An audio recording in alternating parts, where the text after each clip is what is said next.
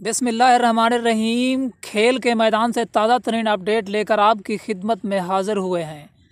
तमाम तर तफसील बताने से पहले आपसे गुजारिश है कि हमारे चैनल को सब्सक्राइब कर दें, साथ में लगे बेल आइकन को भी दबा दें। आइए दोस्तों, अब चलते हैं तफसील की जानिब।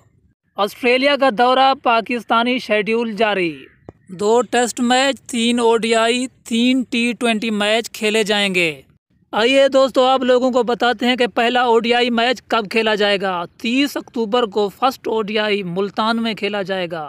सेकंड ODI मैच 1 नवंबर को मुल्तान में खेला जाएगा। तीसरा 3 नवंबर को थर्ड ODI मैच मुल्तान को खेला जाएगा, यानी तीनों ODI मैच मुल्तान में खेले जाएंगे। अब चलते हैं T20 मैचेस की तरफ। 7 नवंबर को फर्स्ट T20 रावलपिंडी में खेला जाएगा। 8 नवंबर को सेकंड T20 रावलपिंडी में खेला जाएगा।